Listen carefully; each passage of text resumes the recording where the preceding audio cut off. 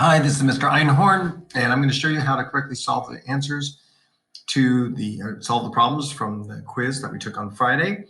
And when you, after you're watching the entire video, make sure you answer all the questions that are embedded in the video. And if you get everything right, and you watch the whole video, then you'll be allowed to do a requiz during office hours or during TAP.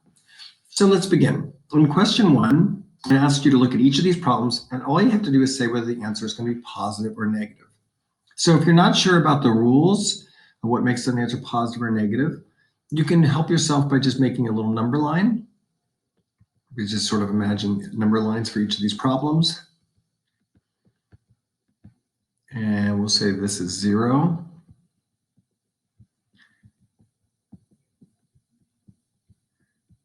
And that's 0.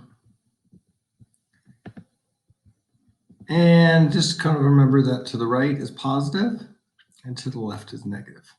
All right, so now that we have that, let's see if we can't figure out whether these answers are going to be positive or negative. So let's start the first one. We're going to go -5 plus -6. So that means starting at 0, we go -5. So move to the left because it's negative. And -6, which means we moved in the negative direction on that one. So if I go -5 and -6, then I'm obviously in the negative area. Way in the back. There we go. Gotta put my N here. There we go. All right. So the answer would obviously be negative. So we'll make that negative. And that's how it works. Let's try another one. Let's say positive 35 and positive 8. So we're going to go positive 35. That's really, really, really far positive. And then we're adding 8, which is more positive. So if I go positive 35 and positive 8, I'm obviously going to still be positive. 35 plus 8 is a positive number. How about this one? We're going to go -1.3 and then positive 21.5. So we're going to go -1.3. That's not very much. But then we're going to go positive 21.5, which is a lot. Well, where did we end up? At the positive side, right? So we have a positive. And how about this one? 2/5 plus 3/5. Now maybe we're not sure what those fractions mean, but this is a positive number. So if 2/5 is positive, we know whatever it is, we're going positive. And 3/5 is also positive. So that's going to go in the positive direction also. So this is a positive and a positive, which means the answer is positive.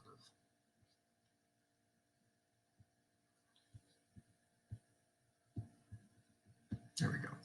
So what can we learn from this?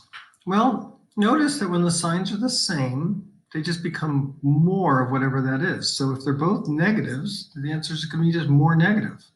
And if they're both positives, like in the second and the last problem, then the answer is going to be more positive. But when one's positive and one's negative, it depends on which one is more. Is it more negative or is it more positive? Here it's only a little bit negative and a lot positive, so the answer is positive. If it had been a little bit positive and a lot negative, the answer would have been negative. So when the signs are the same, it's very easy. It's just the same thing. Negative and negative, it's going to be negative. Positive, positive, or positive, positive, it's going to be positive. But if one's positive, one's negative, you go by which one is it more? Is it more positive or is it more negative? In this one, it's more positive, so the answer is positive. Pause and answer the question about that. All right, let's take a look at the next ones. Here we're going to turn these subtraction problems into an addition problems. So whenever we turn a subtraction problem into an addition problem, it's important to remember a couple of things. One, what we want to remember is that, let's see if I can make this work, that our first number always has to stay the same. And whenever turning a subtraction problem into an addition problem, we never change the first number. The first number always stays the same. Always stays the same. Never, never, never change the first number. Always going to be the same. Then the minuses are always going to become a plus.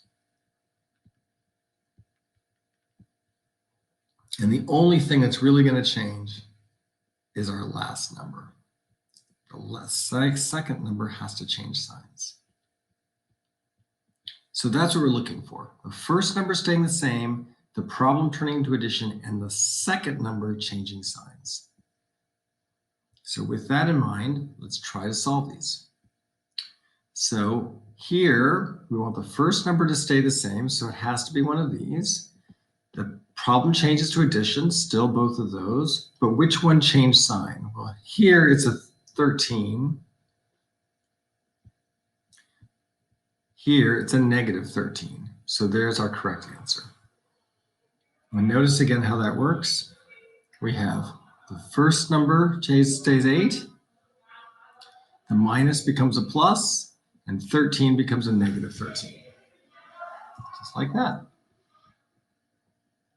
Let's try another one.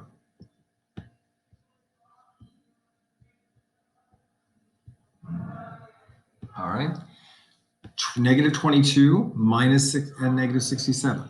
So we need to start with negative 22. So it's one of these. The minus needs to turn into a plus, still both of these, but the second number has to change sign. Negative 67 has to change. Well, this one's still negative 67. This one turns into positive. So there's our correct answer. And again, you can see with that, we have negative 22 and negative 22. The minus became a plus.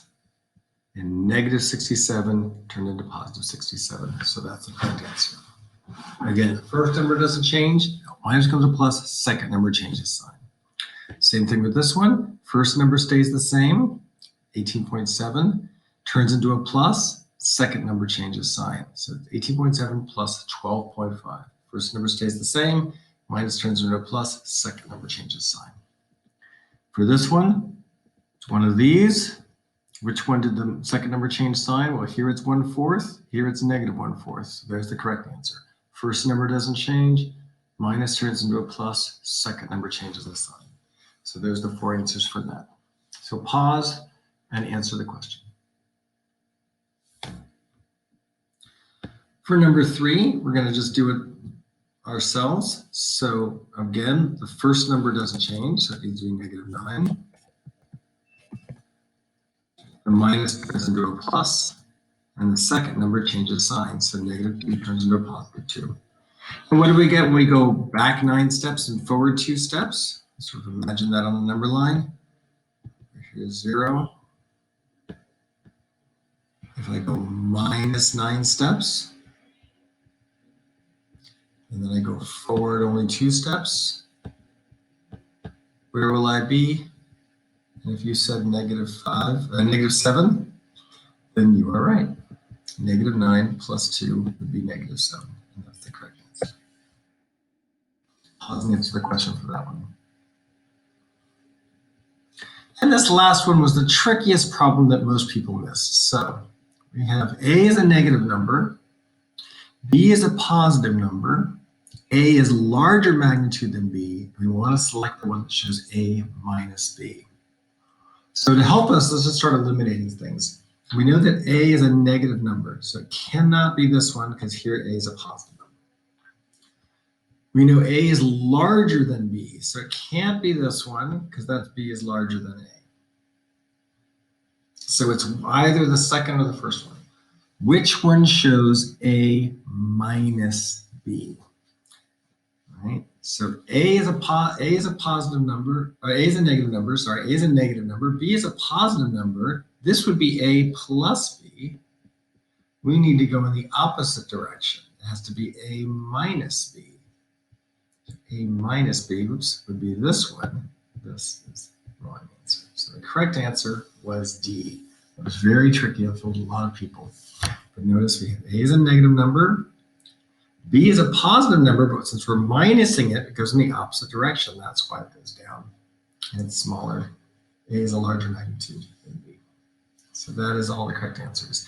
So answer the final question, and if you get everything right, then you can take the quiz. If you don't, watch the video again and try again until you're ready. And then when you take the quiz, you should do great. Bye-bye.